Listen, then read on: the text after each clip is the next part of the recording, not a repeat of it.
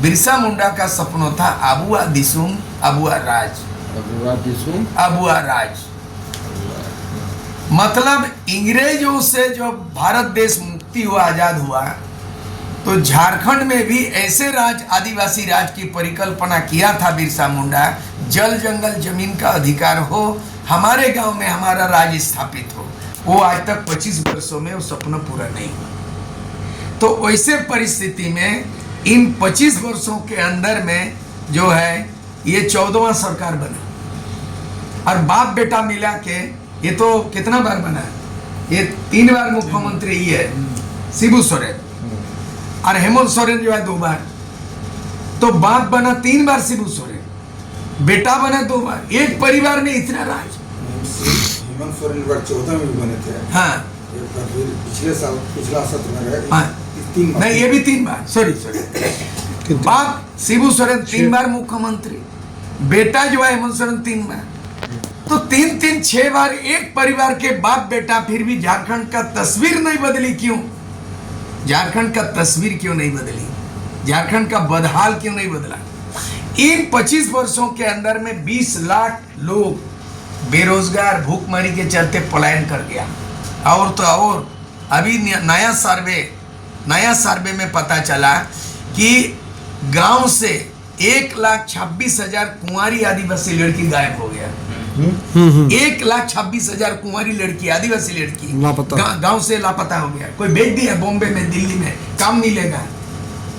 ये रिपोर्ट है ऑथेंटिक। तो आज विकास कौन चीज हुआ बताइए? जब झारखंड राज्य बनने के बाद कोरोना काल में पता चला कि 20 लाख लोग बाहर से यहाँ मजदूर को लाया गया। 20 लाख लोग जा रहे थे। अब राज बना, इसीलिए राज बना है, रोजगार होगा, खेतीबाड़ी होगा, स्वरोजगार होगा, उद्योग विकास होगा। लेकिन आप जो है ना, इसके बावजूद भी 20 लाख लोग पलायन कर गया, पलायन रुका नहीं यार। तो ये तमाम नीति नियम नहीं बना, तमाम, तो कौन चीज राज बन रहा है? बिहार से अलग होने के बाद तो एक दूसरा, झारखंड में दूसरा बिहार समाहित हो गया है।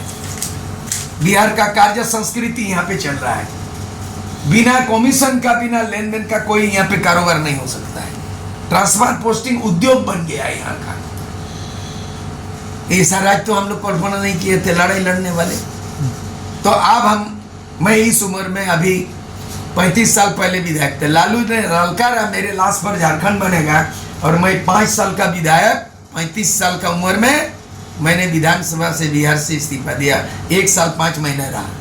इसीलिए मुझे पेंशन कितना मिलता है जानते हैं? मुझे मिलता है आधा पेंशन, और जीता हूँ फुल टेंशन। मुझे आधा पेंशन मिल रहा है 60,000, और उसका डबल मिलता है जो 5 साल पूरा किया। तो जो 5 साल पूरा किया फुल पेंशन, और मैं आधा किया हूँ हाफ पेंशन, और जी रहा हूँ फुल टेंशन।